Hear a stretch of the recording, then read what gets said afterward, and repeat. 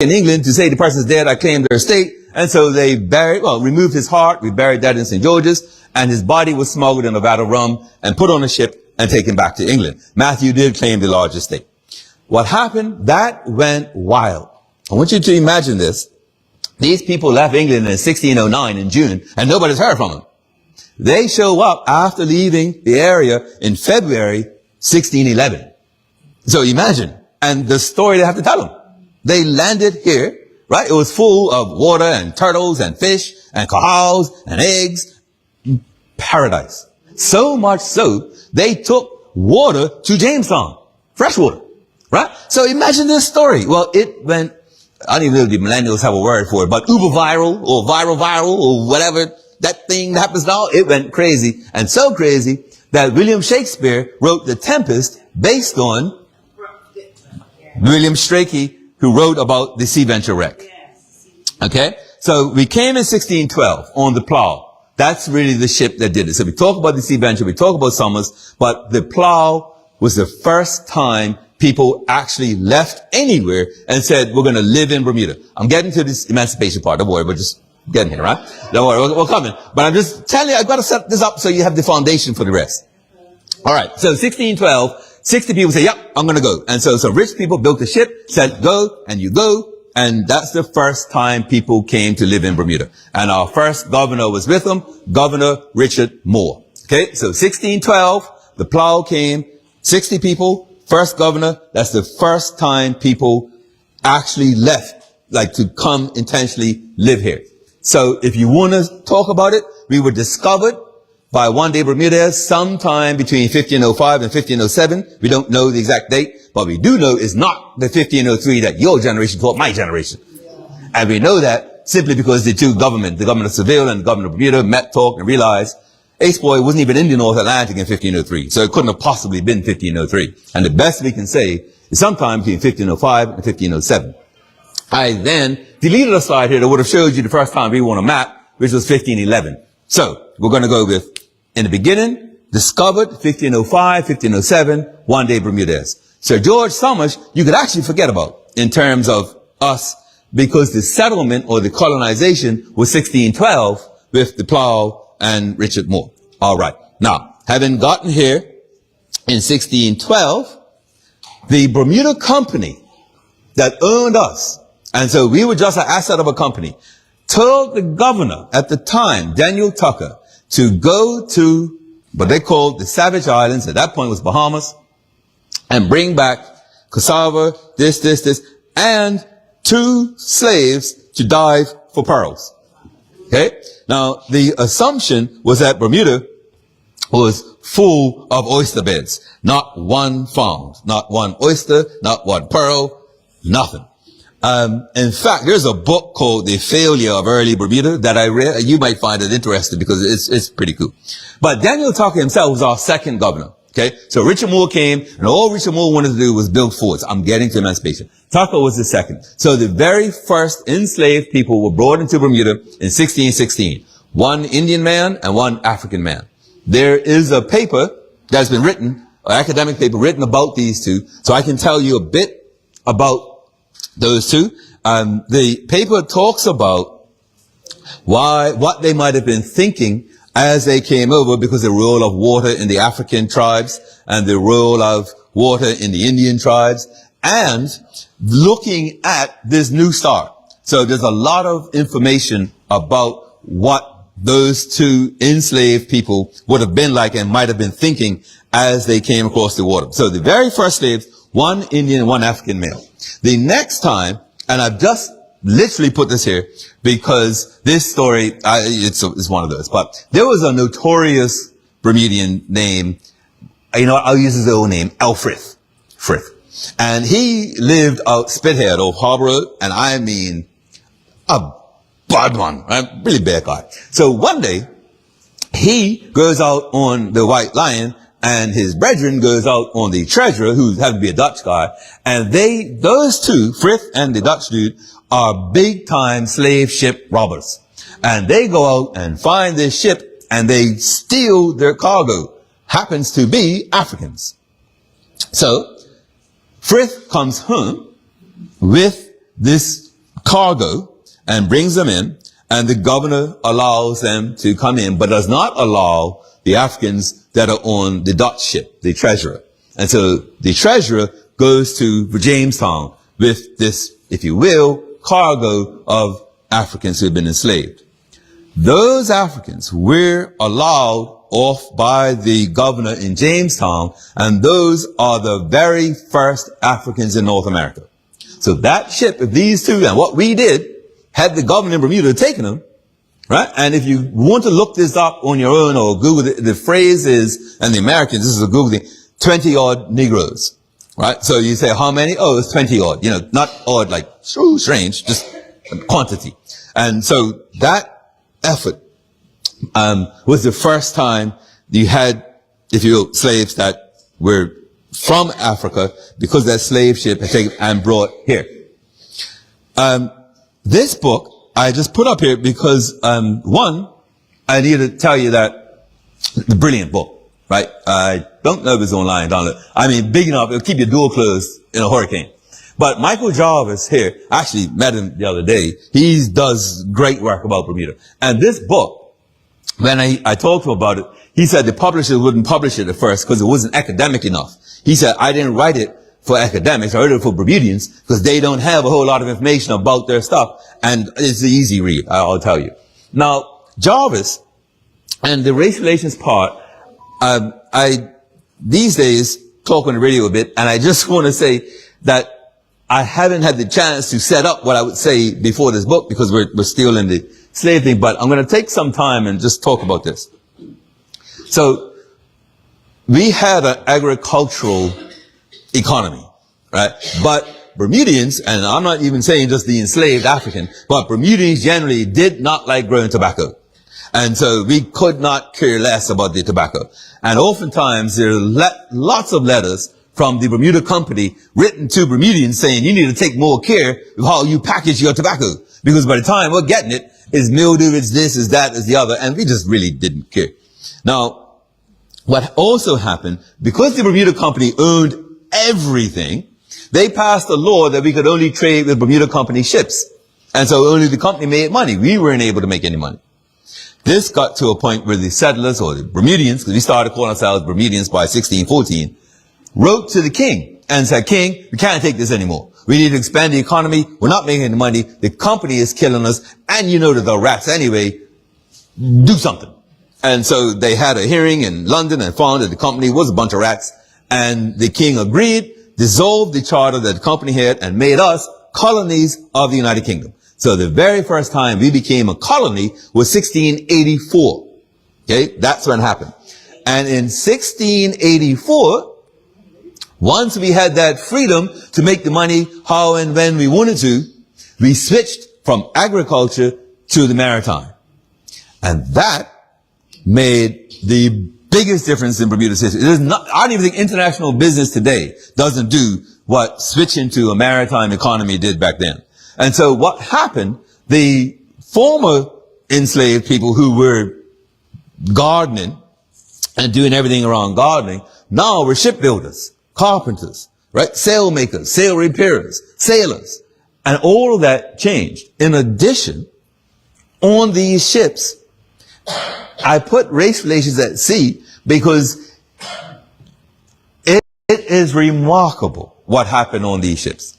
Okay? And so I can tell you that the slave crew was so well paid that oftentimes when they raided a ship, especially a Spanish ship, those men could have purchased their freedom that afternoon. They didn't. I'll explain with a different story why they didn't. But we went from shipbuilders and slave crew to mates, captains. In fact, the Bermudian, this book will tell you that the Bermudian slave sailor was so valuable. Valuable for two reasons. One result of how valuable we were might, well, I think it's kind of funny, but you might not. But, what happened, the book says that we were vicious. So when you saw a Bermuda flag coming to you, you're like, oh, not the Bermudians, right? And you know, like they swing ashore onto your ship to, like that, all that went down. And they said Bermudians were the most vicious with machetes and stuff. Like if you saw a Bermudian man on your ship, it was over. I think we're not all of that violent. I think we're pretty tame people. But back then, and then the second thing was after we killed you and kicked you overboard, we could sail your ship back home. And so to the captain of his own ship, like the Bermudian pirate ship, he sees you, and we go, and then we all sail back home. And we were so valuable that oftentimes slaveholders, I don't use the phrase masters, slaveholders wrote letters to say, for instance, Corey Butterfield is a free man, and leave him alone. The reason was because if that ship was captured and those American or French, whatever captain knew I was a Bermudian slave, no, you're coming, you're valuable, that's good. And so if I was free, they thought, he may not be as good a sailor. The slaves are the good ones, right? That's how far it went on. Now, normally I tell that stuff after I have explained something. So I just need to do something, just a little bit here. When I say slavery was an everyday, regular, routine occurrence, if you go online and you look at the Royal Gazette, they go back to 1784 and up to about 1971 at the moment. This is on the front, the second page of the very first Royal Gazette that we have, the 1784. Okay, second page.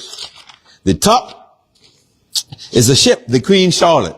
Okay, and it's lying in St. George's Harbor and will sail early February for freight or passage applied to the master on board. Or, if you wish to purchase some of the idle Negroes of this place in order to send them to a country where they may be properly employed, or should any proprietor of Negroes wish to ship them on their own account, they will be taken on board this ship in a manner that's advantageous to the proprietor. That was a ship saying, you got some lazy ones? I'll take them and sell them for you. Below that is a runaway enslaved Bermudian ad. Runaway from the subscriber, a Negro wench named Hagar. Her person slender and middling tall, yellowish complexion, a long jaw, has lost most of her foreteeth, and when she laughs, her mouth appears a little drawn. Has at times much affection by a haughty movement of her head and screwing of her mouth. Or a $4 reward for a Negro man named Kit. He is about 5 feet 7 inches high, has a short, thick beard, and is remarkable for his long feet, as well as his slovenly appearance. Or below that, Tim, belonging to Hezekiah Frith. I tell you Hezekiah? Yep. Hezekiah Frith, yellow complexion, stout made, about 6 feet high, and a carpenter by trade. You know why I'm reading this to you? Not because, well, one, I know a lot of people don't realize we had slave auctions in the Royal Gazette like that. And so that's me letting you know quite regularly, easily, right? Imagine this is in the paper, right? Now, the other thing that I have learned from all of my stuff is we like to think, and us, like to think they didn't think we were human. We were subhuman, and so they didn't know better. Or they knew better, but they treated us like we were subhuman. Or something. No. I just read man, woman. They called themselves man, woman. And I have other ads, right? Girl, boy. So it's not like, and yes, they had mulatto and quadroon and all those other names as well. But they knew we were men, women, and children, and that's also what they called themselves. All right. This slide here, I'm not sure you can read, but I did bring it here. So this also about the regular stuff of the times. Okay?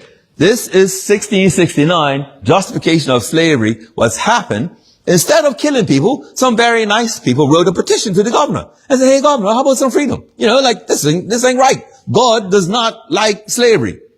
This was his reply. Okay?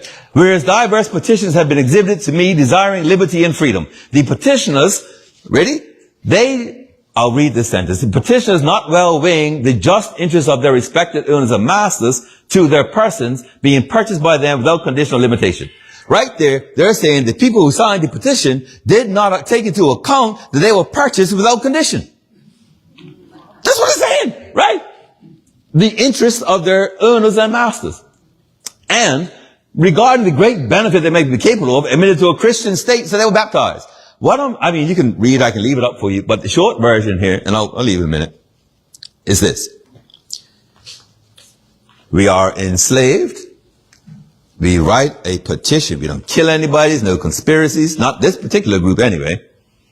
And the governor quotes Ephesians and says that you must be obedient.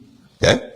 Goes on to say that you slaves who've been baptized owe your master more in case you thought it gives you more freedom. Okay?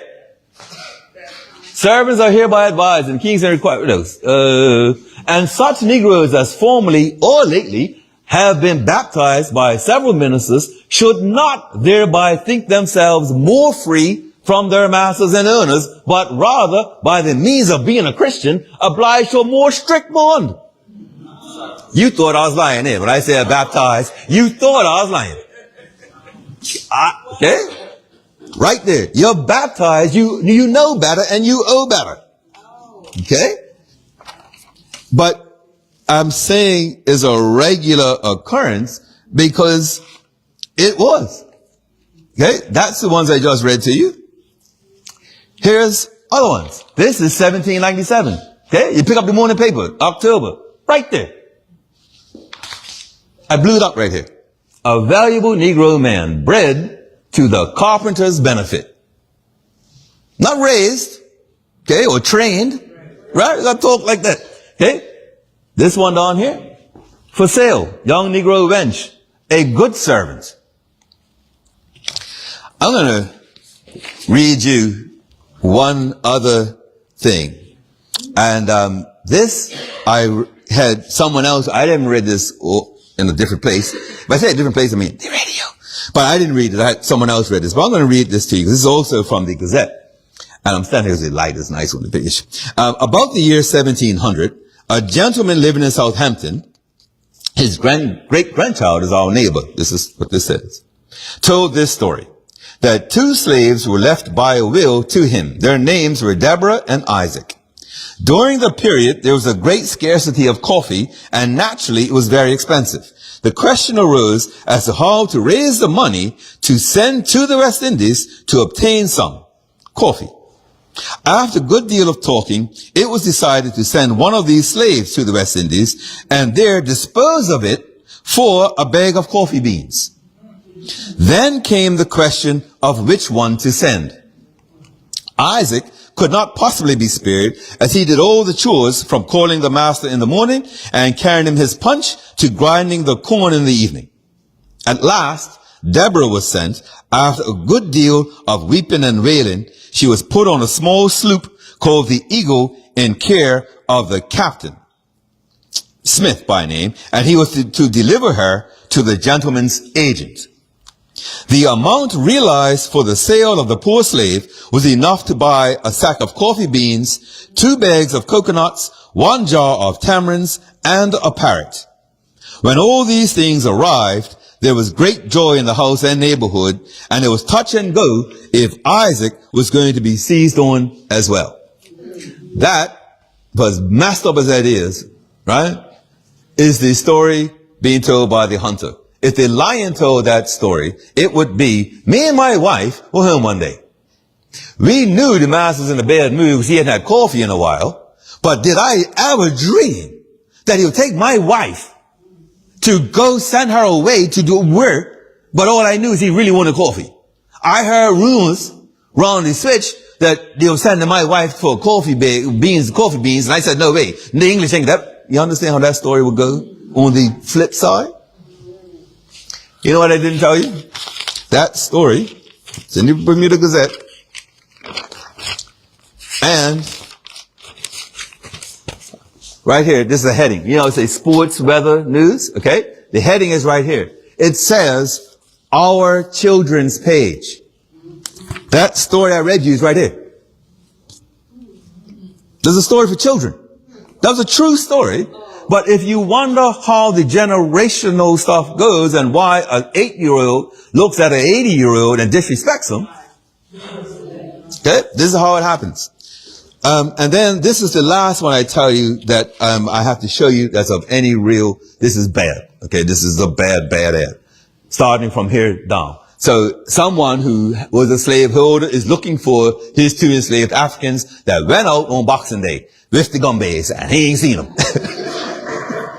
And this is now January the 10th. Okay, this is 3 years prior to Emancipation. Okay, but mentor, 36 years old, speaks sharp but incorrectly, walks quick. Ajax or Ajax, depending, right? 26, large mouth features, dull head, cast on, dark colored Negro. It's this part right here. The deluded creatures are advised to come home. Deluded creatures. Okay, I'm going to show you how they deal with that afterwards. To avoid expense, fine, and beating, punishment, as they went off without permission at Christmas, following that idolatrous procession, the Gumba. The Gumbe. It is to be hoped that this late nuisance, the Gumba, and other clamorous puppet shows of the Negroes will meet the attention of all men of reflection. We are deluded creatures. They, men of reflection. Okay? That they will be suppressed as none but the worst or most ignorant Negroes follow such ridiculous shows. Now, this is bad enough, okay? But let me tell you, I've seen this ad many times in Gazette. So, 50 years from now, and sometimes a newspaper says, oh, 50 years ago, here's our headline, or 100 years ago. This ad keeps coming up. They stopped it, I think 1921 might have the last time I saw it, but they ran it quite often. Okay, so that's there. We also had some very unique punishments here, and I don't want anybody who goes to the gym to feel bad about what I'm about to say. But this proclamation that you can't see yet, there, right here, is for a punishment. Okay, now, a punishment. So this slide before this, okay, this is a proclamation of a new punishment for slaves in the country. And this, I'm just going to show, is right next door. So here it is. Whereas I have received a copy of his, in fact, I'll tell you what happened first. Out dockyard, a ship came in and a whole bunch of black folks ran out there because the ship was so big, had all this equipment on it, and we could make money offloading the ship. And so ran out to offload the ship. Some person said, do you know what you're offloading? And no, man, we're just look. And when they told them what it was, every man stopped. They had to beat people to offload the ship. It was for this. So, by December, declaring His Majesty's disallowance, with the advice of Privy Council, basically, these acts passed by the legislature of Bermuda. So this is the king saying, we've approved the law in Bermuda. And it is for a bill for regulating punishments on the treadwheel. The treadwheel was that thing that you walk, so now you're in the gym, people walking the treadmill, hey, listen to your music, it's all great. This was that water one on the dock. And it was so hurtful that if a woman was sentenced to the treadwheel, she had done something, maybe poisoned somebody and almost killed them. And even then, she might have to do 30 whole seconds. Like, that's how bad this thing was. And even for slaves knew that the treadwheel was very bad. The worst, though, was this. This is Flats, inland. This is the aquarium. Police Beach. Gibbet Island. Okay? You okay? All right. So, Gibbet Island is here, okay? Now, if you have played hangman back in the day, you've drawn a gibbet. So, when you're sentenced to death, and they say by hanging, what that was a noose around your neck, you're on the stage and on a trap door, right? And then the gravity pulls you and the rope. That's not what I'm talking about here. That's not what a gibbet is. A gibbet, you hang alive. Okay? And you're there day, night. Once you're up, you're up. They do not take you down. The only escape from a gibbet is your bones falling through those chains. I am well aware that I know a very tough story to hear. I look at the room and I think maybe I probably shouldn't give you all the details of this story. It's pretty tough. I'll just say this. There was someone who, I can show you right here. Okay, this is the Royal Gazette, right, 1923. Right here, there's a series of stories that they did called Tales and Traditions of Old Bermuda. Not all of them were as bad as this one. However, I did need to tell you what happened here. So this is a story that every Bermudian, they always had this, every Bermudian should read. And it's the story of Gallows Island. This is the story of Quash. Okay? And this is a story about 1753. This man's walking home, and Quash, a man who he had enslaved, did make an assault with a certain hatchet, which is owned by Quash. And it was in his right hand, and he struck the said John McNeil, his master, upon his forehead, 3 several blows, 3 mortal blows, and this, anyway, so they go on. Quash's punishment is to be taken back to the scene of the crime, tied behind a horse, dragged along the ground to here, and then taken in the gibbet. And so, I don't want to get into the gory details, but I'll just say that Quash ate his own shoulder to try to sustain himself.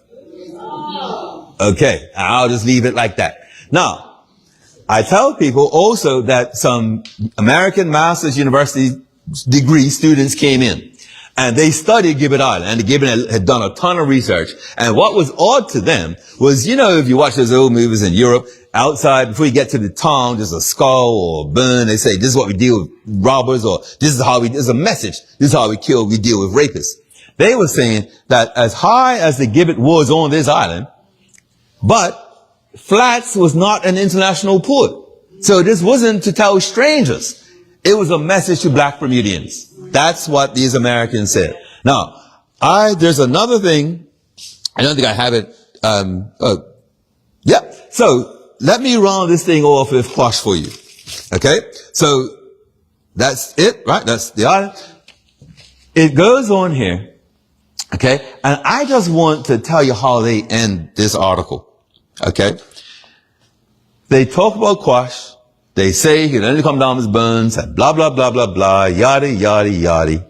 And then they end it with this.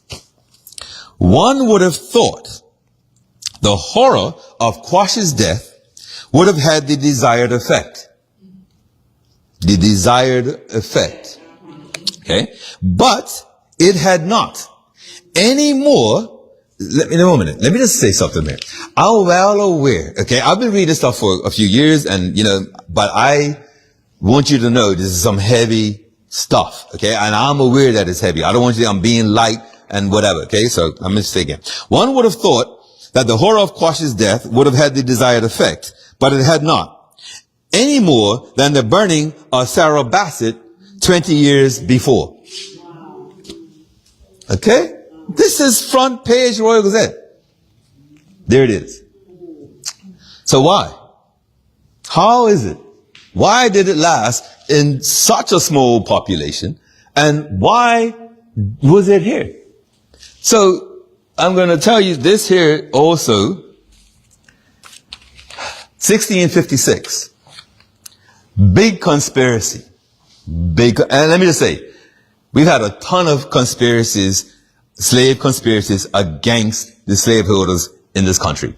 I made a comment that, and I don't think it's a light comment, but Dr. Clarence Maxwell, his doctorate, or his thesis that got him a doctorate is called something like From Rebellion to Revolution in Bermuda, 1700 to 1830. The book is all about slave rebellions in the country. The book, his paper, and it's 456 pages, right? So trust me, not like a match book. Yeah, we tried. Didn't work out. This 1656, I thought was one of the first that is dealing with. But when we read the other one just now, and it was saying 16, whatever. Anyway, this is what's happened. So I'm going to take the time to explain this first paragraph, because I actually think it's quite hilarious. But it's known unto all men who are or have been inhabitants within these islands that there has been a great care taken from time to time by the government here for the suppressing of the insolences of the Negroes amongst us, and for restraining them from night walking and meeting together, and for other inconveniences that might grow, thereby hoping that every man would have been a fellow helper in cases such as these. What they're saying is, if you've ever been to Bermuda, or you spent any time here, you know we've been trying to control these Negroes forever. And from time to time, we get it right. However, we're finding that some of you all disagree with how we govern our Negroes, which is here. And that's why I said we would have hoped, right, that every man would have been a fellow helper in that case. But that's not been the case. And so, justice has proceeded accordingly, and you all will see now that without provision made for any further danger, and not being consulted on the second day by me and my council, now we have kicked in. So, the governor makes this proclamation. Okay? Number one, it is ordered herefore that none of the Negroes of these islands, none, to no matter who they belong, or whatsoever sort they are. That means whether you're free or enslaved. None of the Negroes shall have liberty to straggle or wander from their masters' houses or lands after half an hour after the setting of the sun without a pass or ticket under the hands to whom they belong. Did you get that? You're locked down half hour after sunset. Okay? Now, this is, let me go and say this part first. 1656. But such Negroes found straggling without their leave or their warrant or ticket, walking in the night, it shall be at the power of any Englishman that meets such a Negro to kill him then and there without mercy.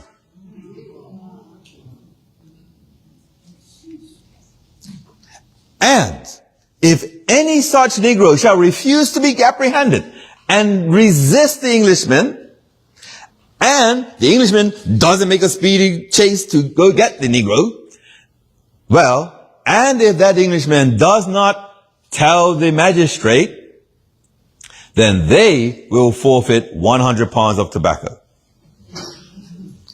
In other words, the system, the Babylon system, if you will, that Marty called it, is ensuring that it's in the English interest to kill or report us to the judge. That's why I say black and white Bermudians were victims of slavery and racism. Not slavery, of racism. I'll do that. But that's just clause 1. Clause 2. That the Negroes that are free men and women banished from these islands, never to return either by purchase, by any man or otherwise, and paying or losing that money. Let me ask you, it's bad enough to hear what I just said, the free ones are banished and exiled. But who do you think was left? So if you're free black, you're wealthy. You're running a couple of businesses, you may have a couple of shops, have a couple of boats, ships that are trading for you in the West Indies. When that black person is forced to leave, who do you think take over that business? The slave? So who's left? Enslaved black Bermudians. It's the plan. It's right. I didn't. Okay. You're still with me, right? Yeah. All right. Third. We're not finished. Third. Any of them who are still here shall not have any kind of trade or commerce within these islands. No merchant or any other man or woman for any commodity whatsoever. I mean, what are you doing to us? And if any man or woman shall be found trading, no, not Negro, right? So any man or woman, it means white, shall be known or found or seen trading, they will forfeit treble. So 3 times whatever you thought you got from that slave, you're going to be fined 3 times that. And then the rest is ensuring everybody who owns slaves takes them to church or make sure they go to church. That's the one there. Okay? This is the actual one. I think it came up earlier as well. 1669, after the petition. Here is, right? Servants, be obedient unto them that are your masters in the flesh with fear and trembling, in singleness of heart as unto Christ. Not with eye service as men pleasers, but as servants of Christ, doing the will of God. And so they're saying, that's why we have to keep you enslaved. This book here, written by James Smith, and I've actually read a couple of things about him. Not bad. Really not bad. If somewhat incomplete, but it's this section here. Okay? James C. Smith was a white man. Let me be clear. Okay? But why then did slavery persist? Right? We're talking about 20,000 people on 22 square miles for 300 years, and I can tell you what was on the ships was not what was on the land. Okay? But how is it that you pass each other as slaves, right? So why did it persist? This is very difficult to answer. There's several factors involved. In the first place, as a British colony, we could not abolish it unilaterally without the British government. True, but really? Okay? True. And then that might have affected slavery in other colonies. And the sugar industry, right? Barbados, Jamaica, massive plantation, massive. Okay. Secondly, slavery was accepted by many as a way of life, supposedly sanctioned by authority and the Bible, and therefore morally acceptable. Another factor was the pride and satisfaction of ownership, which some slave owners experienced, and there are several references being a status symbol. Okay? Still stronger belief that Negro was inferior to the white man, did not deserve equal status. Couple of things about this. Number one, the part about the pride and the social status. By the spring of 1834, the government had to pass a law that slaveholders would be responsible for the crimes of the slave because the government knew the slave had to eat. The slave had to survive. And that a lot of these white Bermudians couldn't even afford to keep the slave, but would not free the slave because of the status symbol. And also, they knew that once it goes through, they were going to get paid from the UK government. And so, that's one thing. The other thing, and this part about the Bible blows me away because the governor did use the Bible to justify it, but I don't understand how the same God that told you enslave those people, and you thought that was right, also told you to free those people, and that was right. That God is confused.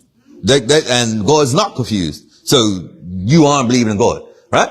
But the point here is even the governor, 1685, okay? I didn't continue this on because the rest of it is kind of boring. But really, just the end of this sentence is that in 1685, the English governor told white Bermudians, why are you treating these black people like this? And they wrote back to the governor, you just got here. We do what we need to do to control our Negroes. Stay in your lane. I'm telling you, it was crazy. And so this was the part here, and I just highlighted the 1685, but that's pretty much why. But then we do get some emancipation. So, in the Royal Gazette, they run a report that came out of England, and it says, right, this part here, the first and most important of Mrs. Stanley's resolutions, and these were the committee in the House of Commons, relative to colonial slavery, was agreed to by the committee of the House of Commons on the 4th of June. And that is, that it is the opinion of this committee that immediate and effective factual measures be taken for the entire abolition of slavery throughout the colonies under such provisions for regulating the condition of the Negroes as may combine their welfare with the interests of the proprietors. Pause. The committee that then made the House of Commons have the vote, which voted to end slavery, said, consider the condition of the Negroes. And, right, the proprietor. But consider the condition. Well, they paid the proprietors and left us. Sorry. Okay. So, this is here. And if you come down to round about, there is still much to be done by the British government in the way of completing their bill, independent of what may be necessary for carrying the decree of effect into the colonies. So they got to perfect the bill and then figure out how to make it effectual in all the colonies. Not least is an equitable compensation to the owners, which, by an extract from a letter from Trinidad, with which we've been favored, so they read a copy, 20 million pounds. But they go on to say, and we should give them a term of apprenticeship, and if we do, we should give them another 10 million pounds. The owners, okay? Not us. So the Gazette Rand is not really to read, but this is this, believe it or not, was printed in a newspaper, and I'm actually, one thing I'm impressed, I'm not quite sure how this happened. This was printed in a newspaper in St. Lucia that morning and in Bermuda that afternoon. I got to hand it to the Gazette for that. But all of that is the stuff that came out of the UK, right there. So let me just go on. And this is the letter, believe it or not, right, between the king and, I'm almost embarrassed to say this, okay, but I had the honor to enclose your information, the resolutions. So these were the individual resolutions in the House of Commons that led to the overall abolition. And so they talk about all this stuff here, right? Immediate abolition of slavery in the British colonies, subject to various conditions, regard proprietors, review of the interests of the slaves. This, from the slaves themselves. They have a request of us, because we've not been given enough for 400 years. So here it is. His Majesty, the Parliament, and the nation of Great Britain are entitled to expect and demand the most tranquil and orderly submission to such laws as shall be formed for future government in their state of freedom. Don't think free means actual free. It's the free that we want you to be like. Okay? And they told, I trust that their masters, they almost came out, were free. And their masters, the magistrates, and more especially the clergy of the established church, the ministers of religion, and everybody else. Okay? Dispel any illusions under which slaves may be thinking that the real nature of their changing condition is anything other than the gentle exercise of legitimate authority and influence. Right? Again, don't get it twisted. And these are the various resolutions. You can see them. They're quite specific. The entire abolition, all children born after the passage of the act will be born free. People now slave who are registered as apprentices, right? And the 20 million. Those are the various resolutions that came out of the committee. And this is the actual act here. Woohoo! Yay. Right? No, I'm saying, it is something. We should, it is something. And then locally here, what happened here? Well, here is the Emancipation Proclamation. Okay? Right here. And it says, whereas by an act of the Imperial Parliament, you know what? Let's just zoom in so you can see it better. A proclamation. Whereas by an act of the Imperial Parliament passed the 28th of August, 1833, right? So the year before, it is enacted and ordained that under certain conditions of apprenticeship and compensation to the proprietors of slaves, the state of slavery shall, on and after the first day of August next, 1834, be abolished throughout His Majesty's colonial possessions. Woohoo! And by an act of the legislature of Bermuda, made and passed during this present year, is provided that on the simple condition of compensation before mentioned, slavery shall entirely and immediately cease to exist in these islands on and after the first day of August next ensuing, without any further compulsory servitude, whether as apprentices or otherwise. Now, a lot of people thought we had apprentices. I've heard that a lot. We did not. Okay? Now, that's again the Emancipation Proclamation I just read. That's the zoomed. Let me just go show you that again. So I want you to keep your eye right here. I'm about to zoom in that for you.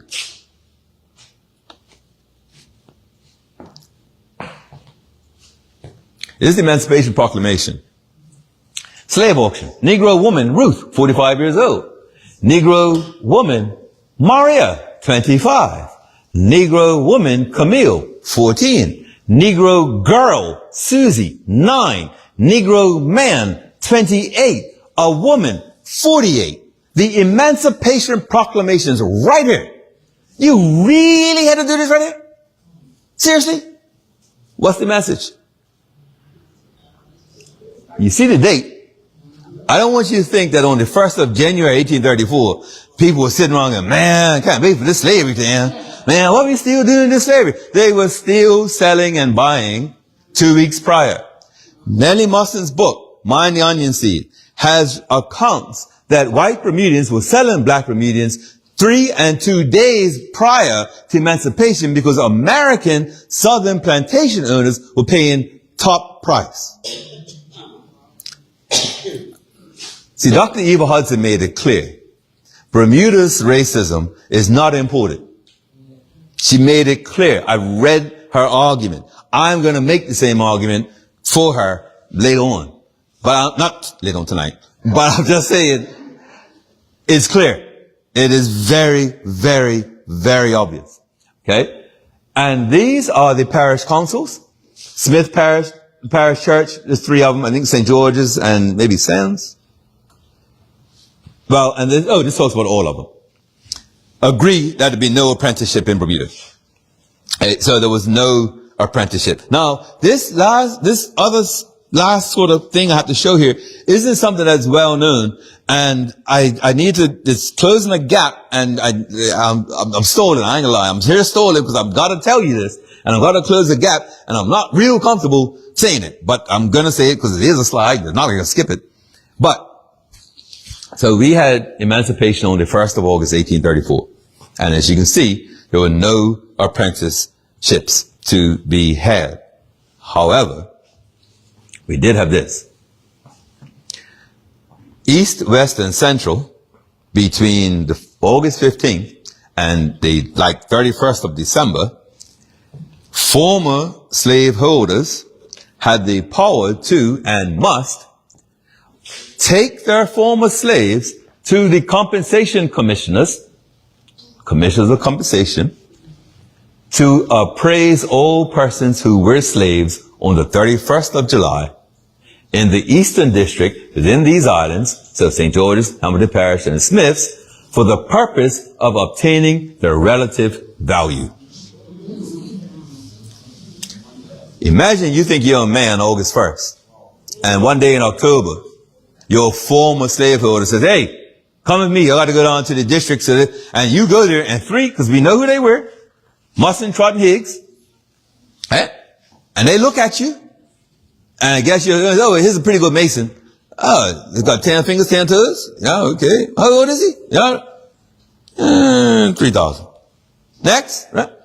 Where's the dignity? Okay, and this is after emancipation. Okay, after August 1st, I should say.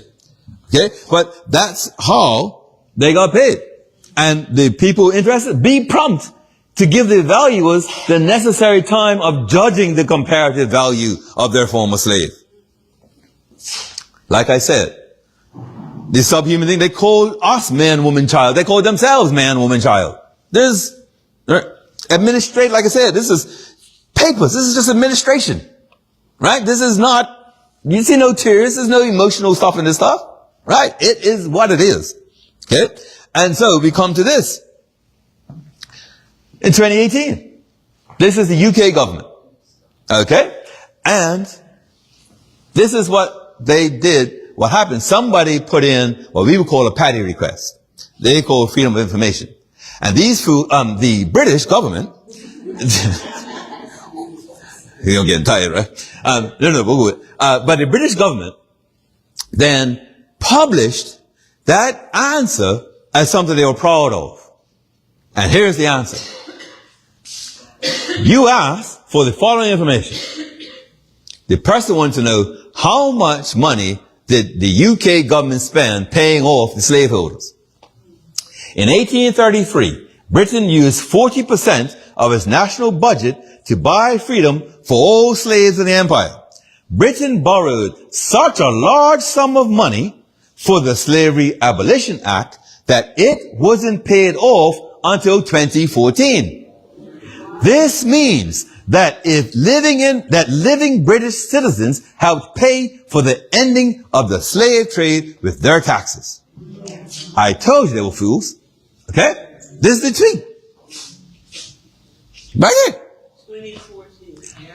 1834, 33 to 2014. So the people who are saying there should be reparations, but I don't know what that money should be, they paid 190 years to pay it off.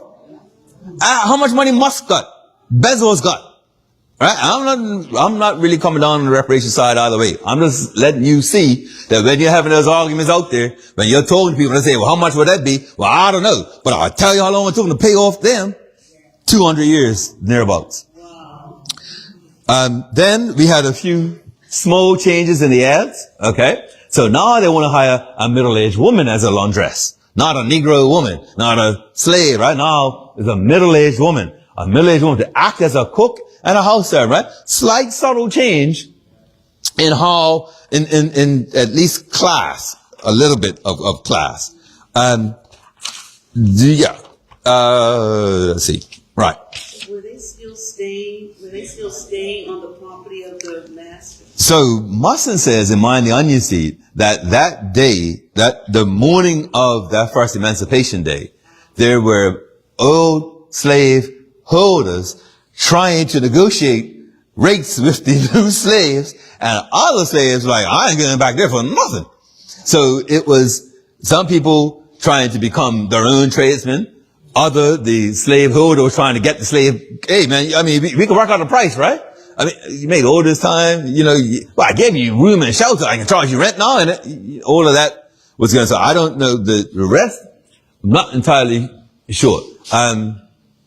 Oh yes, this was a letter to the editor by Amicus, okay?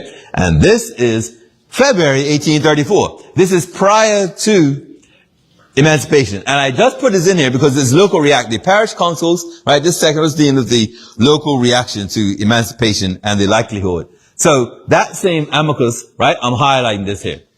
So he wants the slaves to go to the governor by a memo setting forth their joy and grateful feelings for the emancipation. And then ask of His Excellency to go to the British government and get a loan for their establishment to be returned from the produce of their labor in the term of an apprenticeship. Okay, so this boy thought we're going to be apprentices, and therefore get a loan from the government so that they can pay off the loan with their apprenticeship work. Watch what he says next. The British government perhaps would be more readily likely to grant a loan to the emancipated slaves of this colony if they would consent to return to Africa, from whence they originally came, or to go to some other part of the British dominions and settle, as there's little or no room for them here to exercise their talents and industry. We could do it as slaves. You ain't got no room for us if we're free. It's a letter to the editor. Yeah, sorry, a printed letter to the editors, really. Now here, some lovely, and I don't want to offend anybody who might be from Paget, but Paget, other than Audrey Paget, is not known as the toughest part of Bermuda. Okay? And so the people from Paget wrote this lovely letter. In consequence of the great blessing, freedom, in case you didn't know what we're talking about, that has been conferred on us and our neighboring brethren by our most gracious and sovereign Lord, King William the Fourth, the British Parliament, and the legislature of Bermuda. We, the colored people of the parish of Paget, take this opportunity of returning our most heartfelt gratitude for their generosity, and to the white population in general for their extreme politeness and unlooked for attention on the happy first day of August in so readily giving up their pews in the parish church. That we might be the more commodiously accommodated so as to hear and understand the address intended for us and join in fervent thanksgiving anyway. Right? So they go on. And it is, it's sincere. They are, they're thanking folks for the freedom. Now, we also had the friendly societies. They were formed to help newly emancipated black Bermudians to start their new life in Bermuda. And here, I had the privilege of addressing a group of them at an event last October, and someone in the audience asked me a question, and I say it, and I'll say it again. I felt and feel the friendly societies are about empowerment. They were about, I said this in other places as well, that if the government didn't care about our health, and so we couldn't get into the hospital or go other places, the friendly society members became nurses and trained other nurses and took care of us. And when the government said, we don't care about how much you learn, or they went and became teachers and created the BUT as well. So the friendly society just did what we needed and what had to be done as a society, as a community. The political parties, not as much. And I'm just not as much, and sliding right through that. Okay? And again, another quote, that black Bermudians in the racist and demeaning social environment of the times. Any attempt by enslaved to assert their competencies was hammered. The extreme privacy meant the Friendly Societies required. This is Mike Bradshaw I'm speaking about it, and I can tell you, the Friendly Societies, I don't know, I wouldn't be here without them because yeah, I have to do it now. Sorry. No, it's just, it came out and I didn't mean it to, and I told myself earlier not to mention it, but, I am a descendant of the Enterprise slaves. So the Enterprise that came there was a slave ship called the Enterprise. It came into Hamilton Harbor thereabouts on the 11th of February, 1835. There were 78 enslaved people on board. And the captain was named Elliot Smith. Richard Tucker, the man who launched the Friendly Societies, heard there were slaves on board and took out a lawsuit and sued the captain. The lawsuit was habeas corpus. Bring the bodies before the court. And all 78 had to come. Well, the captain disagreed. And he said, this is my cargo. There's nothing to do with you. I just happened to be here because my ship was damaged. And I said, we don't care. You're served. I said, all right, I'll check you in the morning. And like, oh, no. You're waiting for the tide to rise. You be all right. You're going. This court case starts 9 o'clock tonight. And so all of the slaves came ashore at Bars Bay Park. There's a statue there called We Arrive. That real We Arrive is in recognition of that myth. So that's Richard Tucker. Too bad if we only had any national heroes in it. We didn't have enough this year. Man, Richard Tucker? Anyhow, I must be getting, I need some food. Okay, so we moved on here.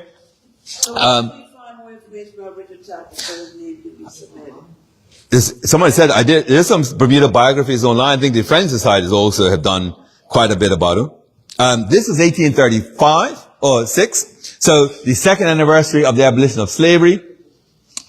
Divine service in most of the churches, the chapels throughout the island. Then the Young Men's Friendly Society performed a procession at their usual places of meeting, and then walked home to St. John's Church with flags and banners. Okay, that was then. And we also have this from the first day of August, and it says what we normally did to celebrate, which was generally church and then individual sort of parties and celebrations around. This one here I have up just as a sort of bit of a joke, because we've come a long way, and yet if I'm not a slave, how in the world are you putting up a runaway ad about me? Okay, how is that? Now, what we read was a little heavy, so I want to read you two things that, before I just get here, very shortly. It was hard being a slave, obviously, and I haven't shown you a lot of stuff about why you were sent to death and for what reasons you could be killed or hanged, a ton of that stuff. But when I talked about the enslaved sailor, I didn't do justice because I hadn't done the setup work before. But I do want to tell you about this. The slave sailor was so valuable to to the black community in the country, because they were able to trade when they went on these voyages. And so the bakers who wanted flour, and the seamstress who wanted fabric, and the people who wanted gold or glass or rope or twine, that's who did it, the enslaved sailor. I keep going down a rabbit hole on that slave sailor, and I went too far. I should have stopped here, and I read one more thing, and it took me here, which wasn't great. So, up here, wow, we were pretty good at this. One level down, we were so good at this, and really good, but the captain turned a blind eye to it. I was like, man, I thought we were smugglers, like even smuggling from the captain, but the captains knew. That was where I should have stopped, and then I would have been cool. The captain was, because what the books say is that the captain was trading for his stuff, but what got black Bermudians the stuff that black people wanted was from the sailor, right? And they went to, and so, had I stopped there, I would have been cool. But the author said a lot of the captains agreed because that made a stable slave. Because why would that person run away, abscond, do anything else if they're making money by doing this underground economy? And they're supplying people over here. So they would stay because they were actually making money and doing the thing. The books say that, and I was saying to you earlier, that there was so much money to be made. These guys could have bought their freedom in an afternoon, but they said that they used their money to increase their quality of life. That they did that for personal adornments and everything else to have a better time. And on that front, I'm going to read to you about two things. One was his letter to the editor from 1796 and 1797. The first one is a complaint about people out country partying at night. Okay. And so this is what they say. The extraordinary exertions made by the Negroes in this hot weather in dancing must debilitate them beyond measure and render them incapable of labor in the day, to the great loss of their owners and the hurt of themselves in their health. It destroys their constitution. They don't know us, right? That's party. Now, you see what I'm saying, right? And check this, right? That was the country. So they're now talking about the town. Okay? Their balls, sanctioned by the magistrate, so the judge gives us permission to have these parties, okay? The balls, sanctioned by the magistrates, held 2 or 3 times a week throughout Bermuda, are sumptuously provided with, ready for this? Turkeys, pigs, hams, fowl, wine, brandy, and every other matter in taste. At one party, we are authorized to say there were 15 fine turkeys set on a table, nearly as many pigs, 5 quarters of veal, 14 fowl, etc., with a great plenty of wines, brandy, and other liquors. Their dress at these balls exceeds those worn by any of the whites on similar occasions. Where or how they procure these matters must be solved best by those who are encouraging them. But while such proceedings are encouraged, no person can wonder at the continual theft and nightly depredations that come from this. So basically what it's saying is they're partying, they got food, they're having a great time. We don't know how they're doing it. And there you go. Is somebody, can I see 1 minute very quickly? Because this is can I just show you something here? You see this? This is a whole new thing. Right? So, yeah, it's up to you. No, I'm cool, but you better check. It's up to you. Let me do 3? Okay, so what's happened, everybody? Thank you very much. What's happened? I've ended what I would do about slavery and that part, but have this here. So rather than keep you long and talk, I was just trying to figure out whether I should just say good night to everybody and not even let you see this, or just let you see them. And so we just had a conference here, and then I made a decision that I'll just say, you could, I don't know how you dismiss or adjourn, but I'm just going to stand here and just, oh, well then, okay, cool. Then I won't. So that's the fellow of 1902. This, 2 good friends, Calabash and Simmons. I actually know where Simmons' bat is, and we're trying to get it here. So on the left, Nicky Calabash of St. George's. Right is Simons from Somerset. I don't even know what that place is. I do like that place. And that was, yes. I know where I am. Okay. And this one, you can leave that out. This one I actually like. This is 1906, right? Our grand excursion. So we're leaving Somerset, going down on a boat, right? And you can go down and you can pay. What was it? Oh, refreshments on board. An orchestra is going to be on. 2 shillings, right? This part cracks me up. The boat will leave St. George's as soon as the match is over. I'm like, get us out of here. we ain't hanging around. Wow. Okay. This was the argument. Somebody wrote in 1909 that we shouldn't have Summer's Day. We should have Discovery Day. And that Discovery Day would be on the 28th of July, because that's when the Sea Venture people arrived in Bermuda. And so we should have Discovery Day, rather than Summer's Day. Dale Butler, oh boy, this is the worker's voice, okay? Vexed. Butler is vexed. Okay, but he says, blacks traditionally recognize August 1st as Emancipation Day, and this is also talking about the Summer's Day nonsense, right? So it's furious, okay? But over the years, been repeatedly told to forget about the past and look to the future. So, blacks have been supposed to remember from whence they came. Little is being done by the Ministry of Community Cultural Affairs to rectify either situation. This sentence is hilarious coming up. To make matters worse, in my opinion, one local radio station played nothing but reggae during our 2-a-day holiday, which is the only doubleheader of its kind. The only music that should be featured in those 2 days should be local music by Bermudian artists. Here we go. So Butler, oh boy, Butler was in.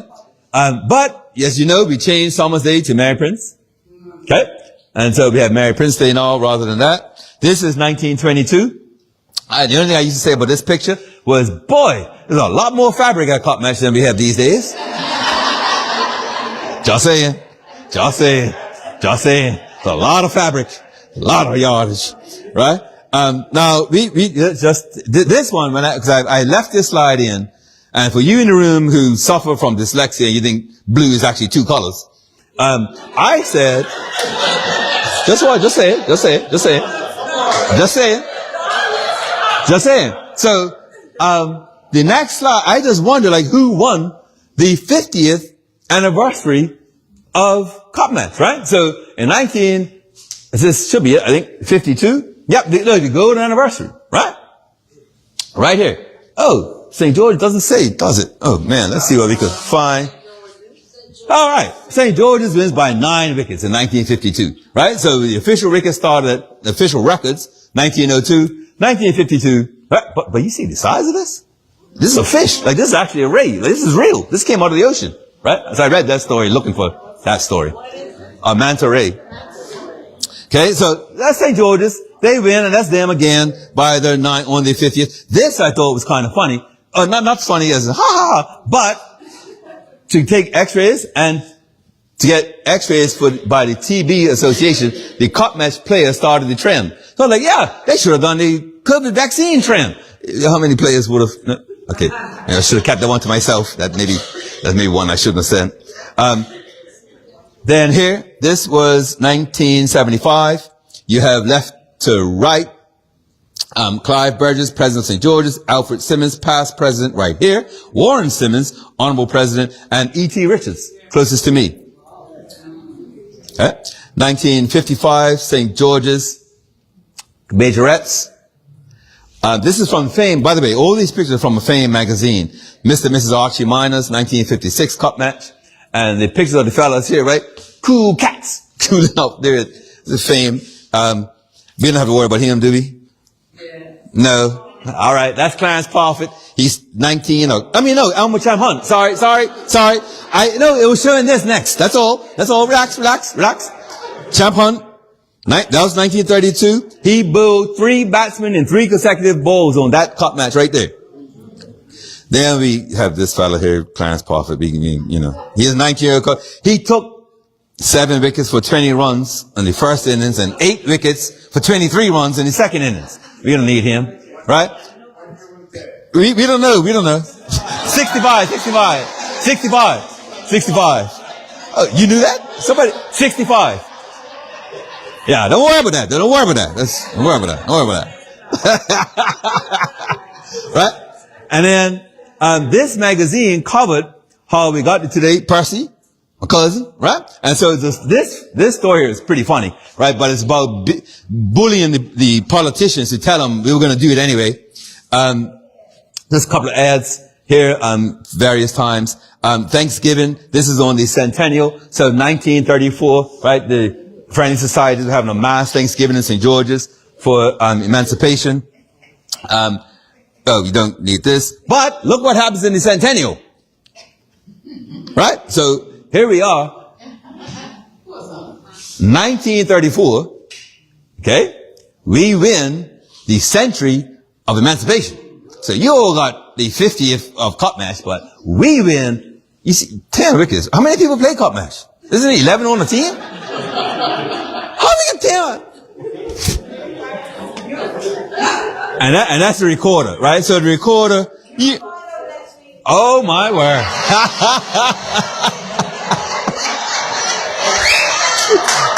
Well, I'm just saying that's the recorder and recorder, but the Gazette confirmed it. All right. Damn. They avoided the follow. Look, follow. Well, Well, we'll see. And so let me just, I'll end this last little part here this is an editorial, and I only have this here to get me to read this part.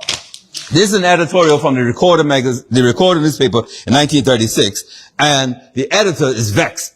And is vexed because they've had the Easter parade, and now we're having cup match, and this is now after cup match, and he's reflecting on these two events and how different they go. I'll just put it like that. So this is the editor. We are a patient and long-suffering people, but there is a limit even to our endurance. We have seen that where we are given a minor part to play, we do not grumble, and we try to do that little bit well. That's talking about how black people are not involved in the Easter parade.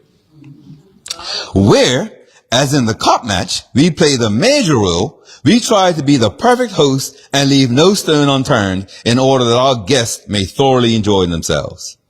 We see that this has failed to move Pharaoh's heart. Our road remains as rocky as ever. Empire Games and Olympic Games come and go, and we are completely ignored. The doors to the civil service are securely locked and bolted, despite the fact that our schools are annually turning out persons who are qualified in every way to enter. We must not lose heart or give up. Sooner or later, justice must triumph, and conscience will force our brothers to change their present attitude. We cannot forever break bread at cup matches and assist in pageants, and yet be denied elementary rights.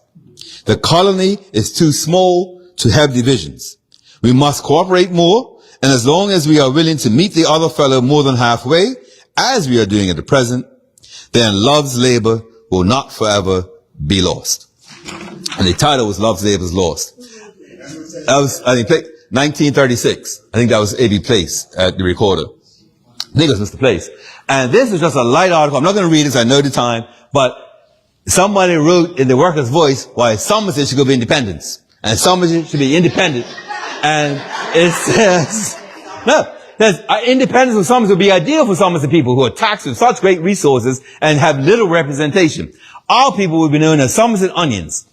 I'm going to jump over here. It is evident that if those people in the city of Hamilton don't want to let go of mother, meaning England, then all our Somerset boys, for an independent Somerset, have to say goodbye. We're going to take up the bridge.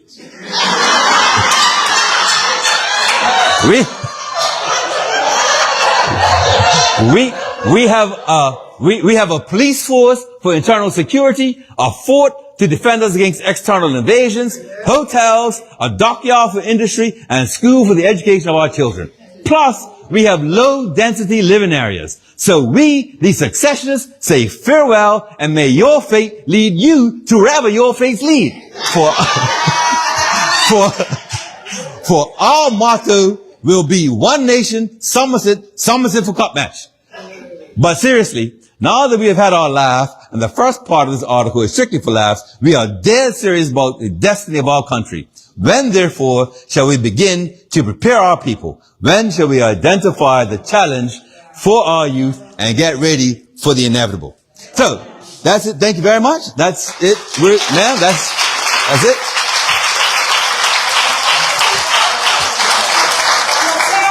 Now I'm a sad.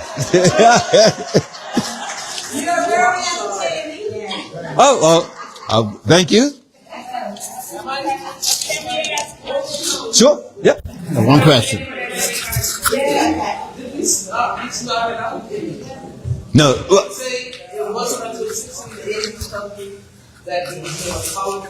That's a good way to think of it, actually. That's a very good way to think of it. Except we were independent, but the company. So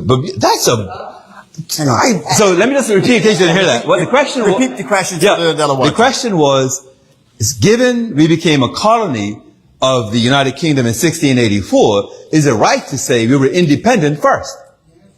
Yeah. And so the part that is true. So what happened in Bermuda was the Virginia. They did a BF&M, right? So the Virginia company was there, and they had Virginia, right? And they ran Virginia, and then wrecked and found Bermuda, and Bermuda was turned like it was paradise, including 80 pounds of ambergris that was found, right?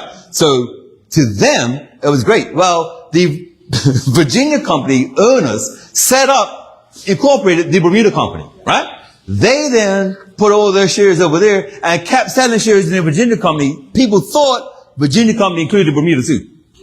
BF&M, Bermuda Fire Marine, same thing. That's what happened. So we became a colony in 1684. That's interesting. The charter that was used said that we are going to treat each other as if we were in England. So a lot of the laws and stuff was as if we were in England. But you're right, we were not under the king. That's a good point. Yeah, you know that. You know it. I have a question. Sure. Why isn't this information in the curriculum in our schools? I mean, this is some brilliant presentation tonight and very educational. This is our history. This is our history as black people. Remember I said I'm doing history and slavery, not politics? Thank you. Thank you very much for that. No, I put it out there. Oh, hold on. We have an educator.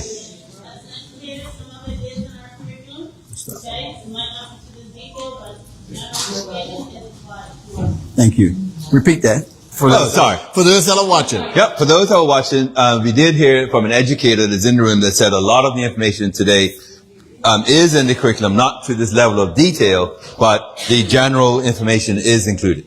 Good stuff. That's a good question. I think one of the things that we absolutely have to, as people, one of the things that we absolutely have to get in our minds, I've said this before, my son's here, it is not the Ministry of Education's responsibility to teach him the history of Bermuda. It is our responsibility to teach our children the history of Bermuda. And if it means that you have to take yourselves to the library, nowadays everything's right here at our fingers. We adults, we have the responsibility to teach our families this information. It's not anyone external to any one of us responsibility to teach the things that we want our people to know.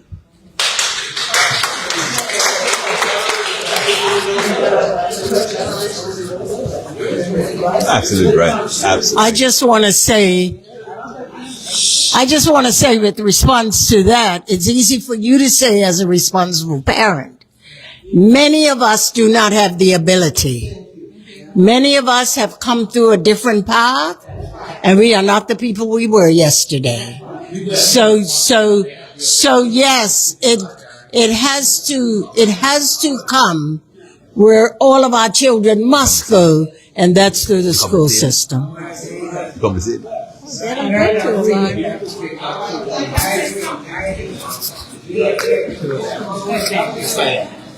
Good evening, everybody. I just want to say, as a senior school educator, I must say that, Corey, you did an excellent job here. We do have this information available to our students. It has become mandatory that they do this before they graduate now, which is a plus. Like the other educator said, it's not in as much detail, but we're getting there. Mm-hmm. And ma'am, yes, it's going to take work, and we need to put a bridge between the generations so that our children can learn the history and their history. But we just need to work together to do that. Hi. Yep. Okay. Now, I mentioned on the radio yesterday that what we have seen from Corey and heard from Corey these past weeks over the radio station. Do I need to stand up? Y'all can hear me? Okay. Right near so you are. Okay. Okay. And so I was thinking, is there a way that we can get this in a documentary? Something that where we can, and there are many black persons who handle documentaries here in Bermuda, and we can just do that, and then it could be shared in the schools, because you're hearing your voice, a documentary from you sharing this, and it's going to be in segments. It's going to be about the seafaring, say the slaves and all like that. It's going to be about the petticoat, all that stuff. Yeah. Different segments of it can be put in a documentary that's there and can be passed on. We got to save this. I think you're right. Record what? No, you're right. Oh, No, Travis, that's my friend, Travis. Okay. no, but I What she's trying think to say is, I'm trying to say that we need we got you, but what your friend just said is that this is live. The presentation's there. I'm going to put it on our YouTube channel, and for those can take it from there. TNN, it's YouTube at youtube.com at TNN-BDA, and you can take it and break it up into my watch is segments. fast. So thank you for that. In your blue, it's like Corey said, in your blue color. All right, they've asked me to take one more question. The committee said we can take one more question. Oh, maybe we'll go two. Black people are 3/5, they leave us 3/5 of the time. Right. Is there anything, documentation, that you have come across that did not deem us as full human beings? Repeat that question. Okay, the question was, did we have any documentation similar to what was in the U.S. about black people being 3/5 of a human, sort of thing? Was there anything that specific in our documentation? I haven't come across anything that specific, because I actually think that, I'll give you an example. One of the things that I just found, I can't trace it. They wrote everything down for sure. But let me tell you this story. I told this story the other day about Black Mole. It is a woman, M-O-L-L, right? So there was a case ahead of hers where somebody from Sands was found guilty of an unnatural act and was sentenced to die. Then it was her case. And she was convicted of going to a house at night and stealing red waistcoats, aprons, handkerchiefs, bunch of stuff, purses, and found guilty. She was sentenced to die, but they didn't have an executioner in the country at the time. She then had a second case against her as well in the same hearing and was found guilty of that case as well. For her sentence was to be made the executioner. For the white guy. And so she then killed when she got the instructions from the government to show up and execute this man. She showed up and executed the man. And I don't understand how they gave that to her when we couldn't even give evidence in court. Like, our evidence wasn't taken. And so what was happening, a lot of the white slaveholders would do stuff in front of slaves, knowing that evidence wouldn't be heard in court anyway. And so the government had to do all kinds of stuff when it came around to evidence in court. So I don't think that they bothered with percentages. They just cut us out or used us how they wanted us. Cool? I think that was your brother, Thacker? Oh, sorry. Yes? Yes. Is there a record of the population number at the time of emancipation? Yes. I don't know it, but there is one. I'll listen to tomorrow and I'll have it for, do you know it? You might know it actually. Oh, okay. I'll say it tomorrow. I have it. Oh, okay. Population of Bermuda was a total of 9,125, and on 1833, population was 4,297 were white, 3,612 were slaves, and 1,286 were free blacks. Oh, right. I'll say. So what was happening? So the question was, what was the population at emancipation? And it was roughly 9,000. I'm just doing this for the people who might be listening.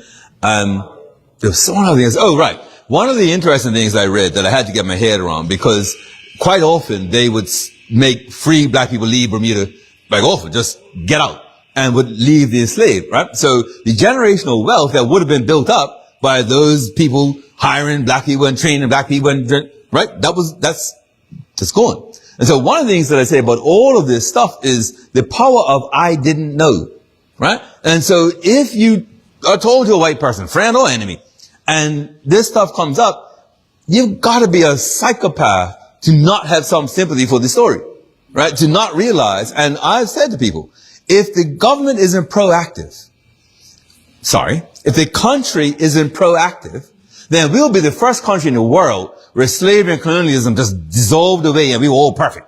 It doesn't happen like that, right? There are many things happening through the 60s and 70s to still oppress. And then the last thing I'm going to say, I round this off. The story I told you about the English people who can kill without mercy just because you're out half an hour after sunset. One of the intentional proactive things I talk about is Jennifer Smith, now Dame Jennifer. In that first PLP term, the crime, I'm about to say it, I don't think you all remember it. Walking abroad, wandering abroad. It's still on the books. Not today, she took it off. Oh, yeah, exactly. Right. That was from that same proclamation. Right? And so that's what I mean. You've got to be intentional about these things. Wandering abroad. It was just men at night hanging out. We're still on the books until 98. So that's what I'm saying about the things that have to be intentional so that you can do this stuff, or at least like wave a flag when you get it done so that you can say, yeah, we're not like that anymore, or we've crushed that. Can I do one last thing? One last little quick thing? All right, one last thing. So, and it's not about cotton match, it was about tourism. So, one of the things in tourism in 1953, E.T. Richards brought a motion to Parliament to deal with the Hotel Keepers Act. The Hotel Keepers Act is what allowed managers and owners to say, no, you're black, don't come in. And by law, they were allowed that. And E.T. Richards thought that was an insult, and all kinds of big celebrities would come singing, but to go through the back door, and we couldn't enter restaurants, and bad. So, rather than deal with it, they set up a committee. And that committee produced a report.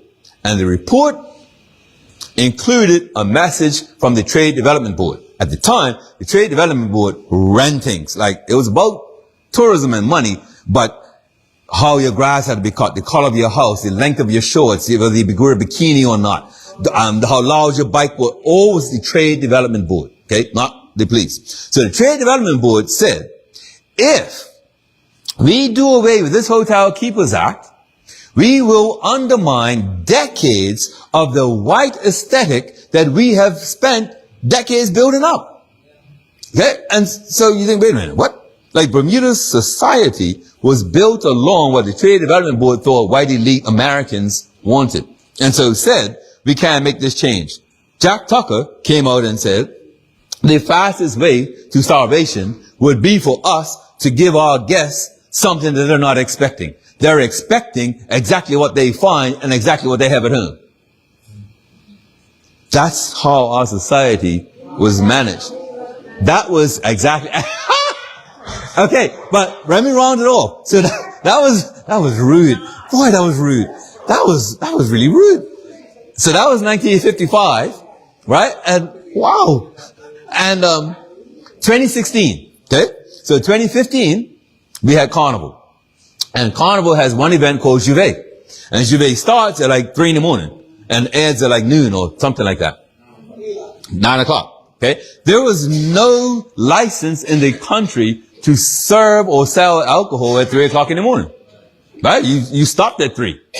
So I can tell you, they little shimmy and let him through. But in 2016, the government, not this current one, you remember 2016, passed a law that allowed Juve to happen.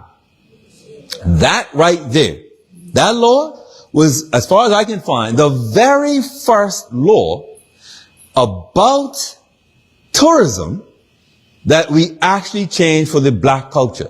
Juve is not a white event. It's not a white aesthetic, right? That the Hotel Keepers Act and the Trade Development Board and Jack Tucker said, right? Juve was definitely not who they thought was coming to Bermuda back then. And so I even told the BTA, right? You got to recognize these things or else we'll be forever thinking we have to be the way we were in the 50s. Now you better jump in before I think of something else. Ladies and gentlemen, we want to thank Mr. Corey Butterfield for wonderful presentation tonight. Thanks, man. Hey, brother. It's so thorough with the stories, the historical research, but particularly the contacts in terms of us being enslaved as former enslaved people. From a historical standpoint, from the time we arrived here, I think it's very thorough. I firmly believe that your presentation is a treasured presentation. And I believe that one of the reasons there's so much conversation is because you generate so much thought, part of the emotions in it, the energy, the humor. It's a wonderful presentation. I would just want to clarify that we do teach Bermuda history in the public school system. It is a graduation requirement. It's mandatory for every senior school student to graduate and obtain the credit. I would implore that you reach out to your child's teacher and ensure that they are delivering the curriculum. Because that's part of the issue. It's the written curriculum and the taught curriculum. The written curriculum is in place. It's about teaching it to make sure the teachers deliver it. You can go online, www.mod.pm.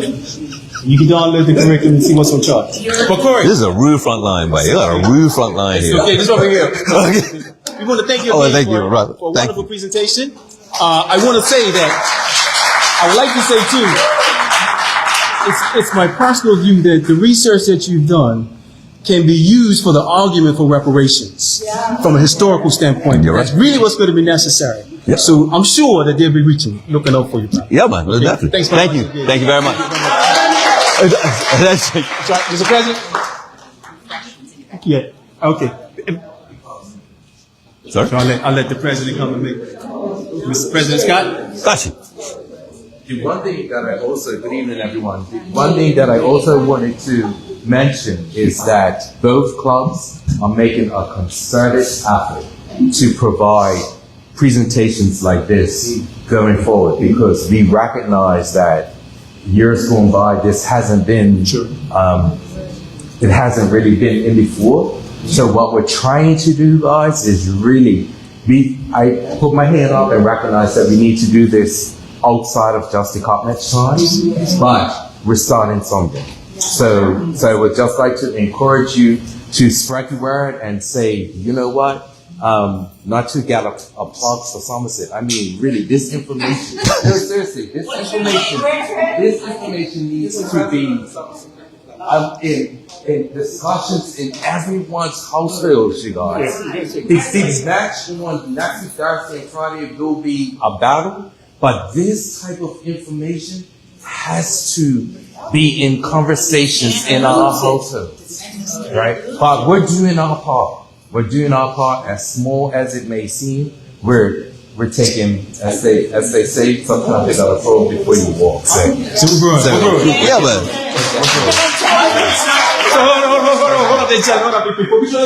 Hold up. Okay, one moment. Let me say what I can say. Before we have some refreshments, so at the end of the program, feel free to indulge in the refreshments here. We want to thank you for your time attending Somerset Cricket Club. On behalf of the Education Committee, we thank you for your presence. We wish you a safe and happy holiday. You forgot to say that we were still the wish. Let me sign out first before we say anything that might be offensive. Let me sign off. We want to thank you for joining us on this all-important discussion. We want to thank Corey for a brilliant presentation.